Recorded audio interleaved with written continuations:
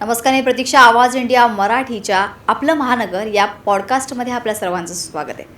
सध्या स्थानिक स्वराज्य संस्थांच्या निवडणुका होणार आहेत आणि यासाठी सर्वच पक्षांमध्ये सध्या जोरदार तयारी सुरू आहे.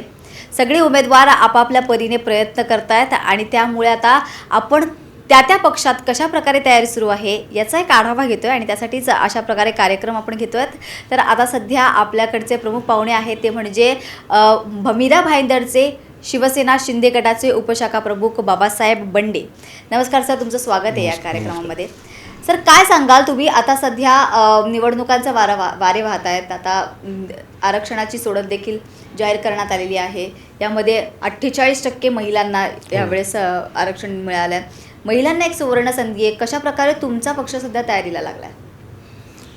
आज आम्ही मीरा भाईंदर महानगरपालिकेच्या सार्वत्रिक निवडणुकीच्या विषयावर जर सांगितलं तर आदरणीय मंत्री महोदय श्री प्रताप सरनाईक साहेब यांच्या मार्गदर्शनाखाली गेल्या 3-3.5 वर्षापासून जेव्हापासून मुख्यमंत्री शिंदे साहेब या राज्याचे होते तेव्हापासून खूप विकास झाला.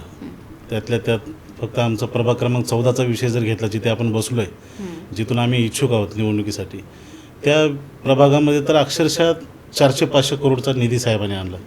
RCC सिमेंट रोड असतील, मग त्याच्यानंतर मोफत स्पेशालिटी हॉस्पिटल आहे गंगूबाई, आपलं इंदिराबाई सरनाईक हॉस्पिटल म्हणून साहेबांनी स्वतःच्या आईच्या नावाने Matoshri Indirabai Sarnaik super multi speciality hospital मोफत एकदम सर्व ते चालू केलं. 5 लाखापर्यंतचे मोफत उपचार.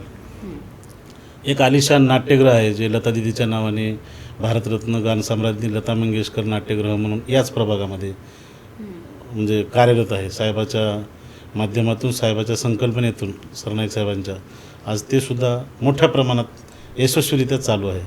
त्याच्यानंतर मराठा भवन असेल, मराठा वसतिगृह असेल, डॉक्टर बाबासाहेब आंबेडकर भवन असेल, त्यानंतर सायन्स पार्क आपल्या इथे बाजूलाच APJ Abdul Kalam science park म्हणून साहेबांनी त्याची निर्मिती केली. त्याच्यानंतर वारकरी भवन आहे, काल परवाच्या दिवशी उद्घाटन झालं वारकरी भवनचं.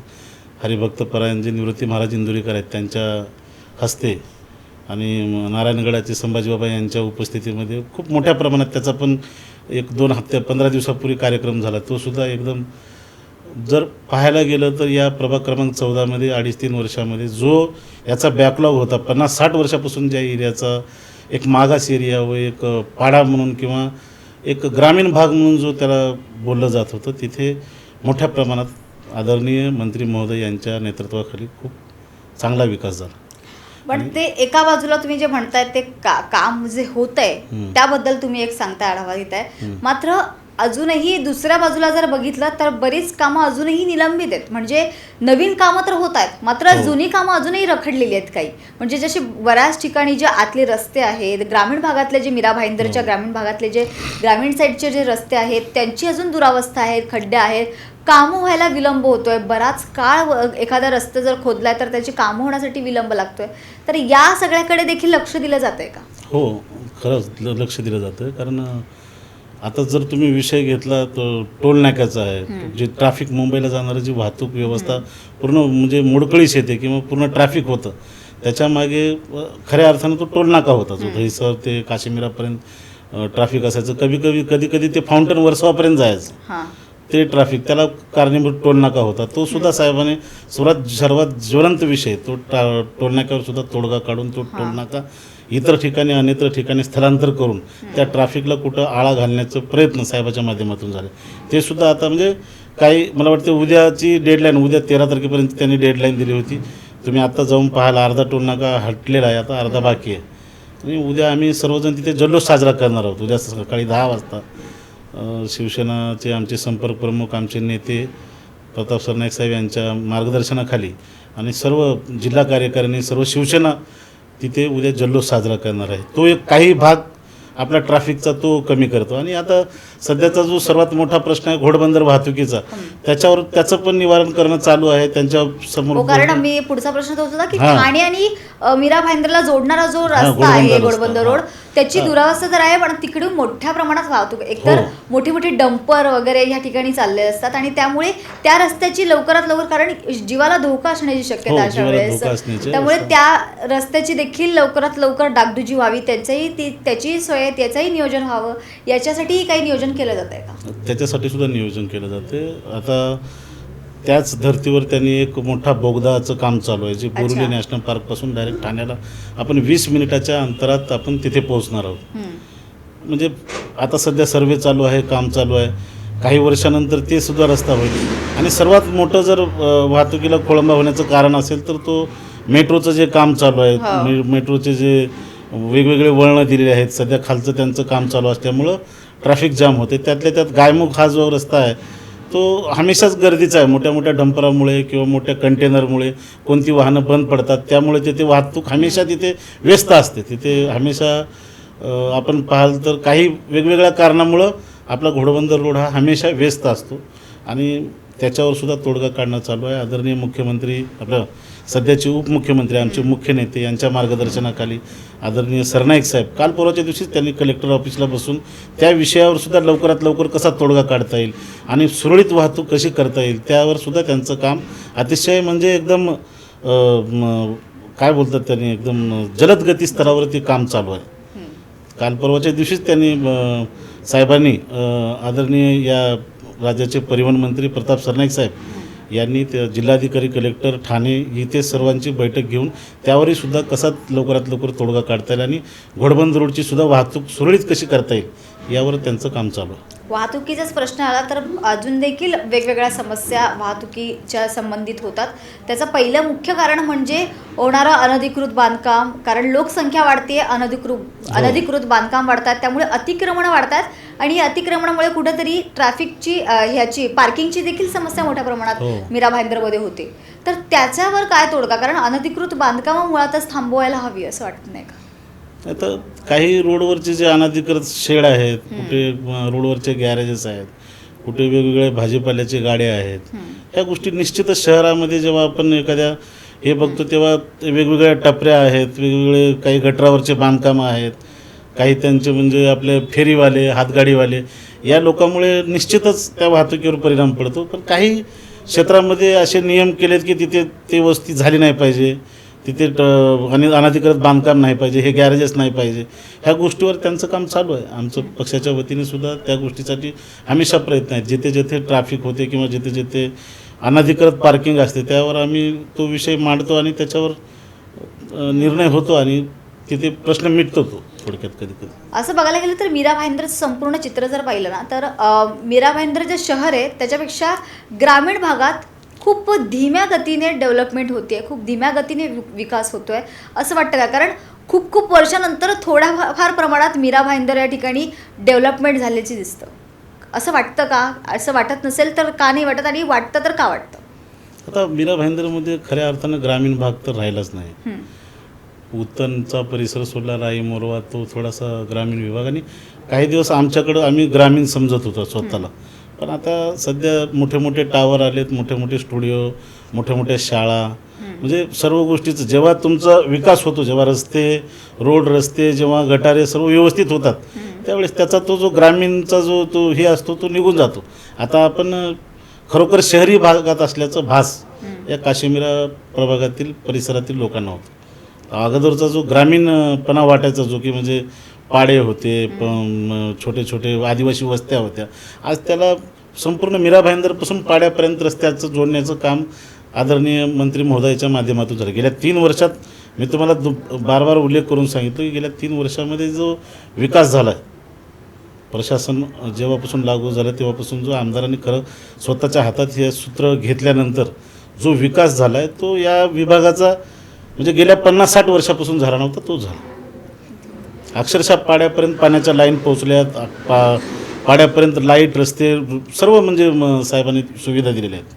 कुठेतरी युतीमुळे पण कुठेतरी आता ह्या ठिकाणी प्रगती होते किंवा विकास होत असताना दिसतोय असं वाटतं का? याचं कारण कुठेतरी युती होणं पण गरजेचं होतं असं वाटतं? निश्चितच महायुतीचा या विकासामध्ये खूप मोठा भाग आहे. युती आणि विशेषतः या शहराचे जे आम्ही बोलतो ना कुटुंब प्रमुख आदरणीय मंत्री महोदय श्री प्रताप सरनाईक साहेब यांच्या माध्यमातून जे माझ्या ठाण्याला आहे ते माझ्या मीरा भाईंदरमध्ये असावे या हेतूने त्यांनी जो विकास केला मग ते वेगवेगळे तुम्हाला सांगलं नाट्यगृह असो, हॉस्पिटल असो, वेगवेगळ्या समाजासाठीचे भवनं असो किंवा मग आता तुम्ही एक फेरी मारून या डॉक्टर आपलं हिंदुहृदय सम्राट बाळासाहेब ठाकरे कलादालनाने एक ऐतिहासिक वस्तू निर्माण केली म्हणजे संपूर्ण महाराष्ट्राने पाहावं अशी वस्तू निर्माण झाली. त्याच्यामध्ये UPSC MPSC करणाऱ्या विद्यार्थ्यासाठी मार्गदर्शन केंद्र आहे, क्लासेस आहेत, स्पेसियस सेंटर आहे, एक सायन्स सेंटर म्हणून उभा केलं, ज्येष्ठ नागरिक कट्टा आहे, विरंगुळा म्हणून त्यांच्यासाठी 3 हजार गाण्यांचं म्हणजे असं वेगवेगळे डेस्क निर्माण करून त्यांनी त्यांचं मनोरंजन व्हावं 60+ लोकांचं, सिनियर सिटीजन वरिष्ठ नागरिकाचं म्हणून तशा प्रकारचं म्हणजे खूप काही वस्तू त्या गोष्टीमध्ये एका वास्तूमध्ये जे बाळासाहेब आमचे जे पक्षाचे जे आमचे म्हणतात ना आम्ही शिवसेना प्रमुख म्हणजे शिवसेना प्रमुख बाळासाहेब ठाकरे वंदनीय बाळासाहेब ठाकरे साहेबांच्या नावाने आज या सर्व महाराष्ट्रातील शिवसैनिकांनी बोध घ्यावा किंवा महाराष्ट्रातील सर्व शिवसेनेच्या नेत्यांनी बोध घ्यावा अशी वास्तू निर्माण करायचं काम साहेबांनी केलं. आज तुम्ही जाऊन तिथे बघू शकता. खरंच म्हणजे तिथे गेल्यानंतर खरं वाटेल की विकास म्हणजे काय असतो. आणि ही संकल्पना म्हणजे प्रताप सरनाईक साहेबाची संकल्पना महाराष्ट्राने आदर्श घ्यावा असं हे नेतृत्व आम्हाला लाभले म्हणून खरंच आम्हाला त्या गोष्टीचा गर्व आहे, अभिमान आहे की आज हा माणूस महाराष्ट्र लेवलवर अतिशय वेगवान पद्धतीने काम करत आहे. मात्र त्याचबरोबर क्राईम रेट पण जास्त आहे मीरा भाईंदरमध्ये असं बघायला गेलं तर. धार्मिक वाद म्हणा, भाषेवर वाद म्हणा, अशा बरीच उदाहरणं जी आहेत, बऱ्याच घटना ज्या आहेत या मीरा भाईंदर परिसरात घडतात. लव जिहादचे प्रकार बऱ्याचदा ऐकू येतात आपल्याला. तर या सगळ्यामुळे सुरक्षेचा देखील प्रश्न निर्माण होतो. त्यावर देखील क्राईम रेट कमी व्हावा किंवा सुरक्षेच्या दृष्टिकोनातून देखील पावलं उचलली जात आहेत असं वाटतं का? निश्चितच जेव्हा क्राईम घडतो त्यावेळेस त्यासाठी सर्व पक्ष मिळून आम्ही सर्व प्रयत्न करतोच. पण काही लोकांनी मुद्दाम या मीरा भाईंदर शहराला बदनाम करण्यासाठी, येथील आमच्या नेत्यांना बदनाम करण्यासाठी त्याची कुठेतरी प्रयोगशाळा म्हणून त्याचा वापर करण्याचा प्रयत्न केला. कारण इथे हिंदू समाजही तेवढ्याच प्रमाणात आहे आणि मुस्लिम समाजही तेवढ्याच प्रमाणात आहे आणि आमचे दलित बांधवसुद्धा तेवढ्याच प्रमाणात आहेत. म्हणजे आज हा शहर आहे तो सर्व जातीचं शहर आहे. इथे कुठल्याही एका जातीचा सिम्बॉल नाही. म्हणजे इथे आपण बोलतो ना कॉस्मोपॉलिटन सिटी, तशी एक सिटी आहे.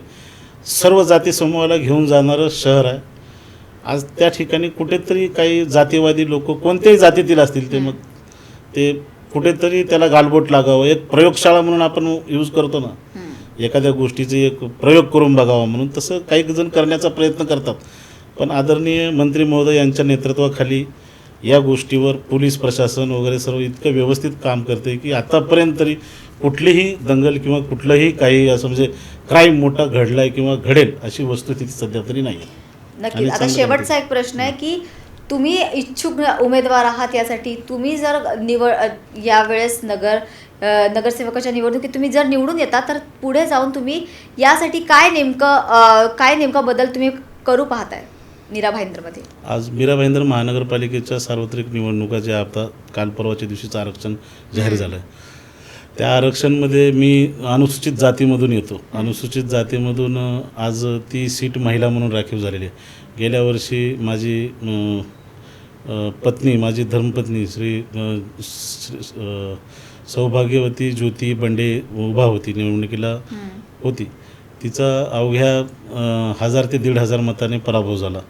आम्ही त्यावेळेस कुठल्याही प्रकारची तयारी नव्हती. म्हणजे ते आम्ही शिवसेनेमध्ये नवीन होतो आणि म्हणजे आज गेल्या 7 ते 8 वर्षापासून आम्ही मुख्य प्रवाहात काम करतो आहे शिवसेनेच्या माध्यमातून. आदरणीय परिवहन मंत्री प्रताप सरनाईक साहेबाच्या माध्यमातून म्हणजे आज त्यांच्या नेतृत्वाखाली आम्ही गेले 8 ते 10 वर्ष काम करतो. आज कितीतरी विकासाचे कामं साहेबाच्या माध्यमातून आज आपल्या प्रभागात झालेत. आज संपूर्ण मीरा भाईंदर शहरामध्ये झालेत.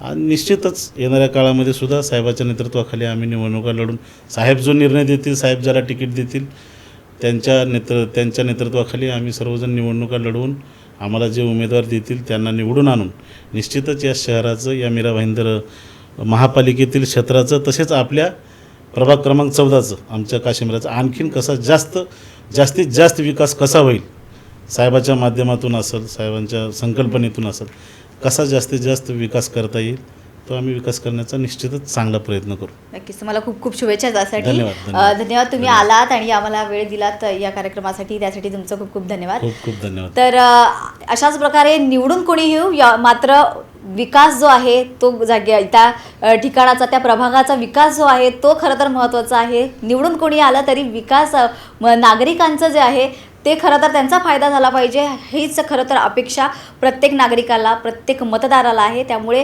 नक्कीच ही निवडणूक नेमकं काय वळण घेणार आहे हे महत्त्वाचं ठरणार आहे. तर आजच्या पॉडकास्टमध्ये आपण इथेच थांबत आहोत. मात्र पुन्हा भेटूया अशाच रंगतदार गप्पांसोबत. तोपर्यंत पाहत राहा आवाज इंडिया मराठी.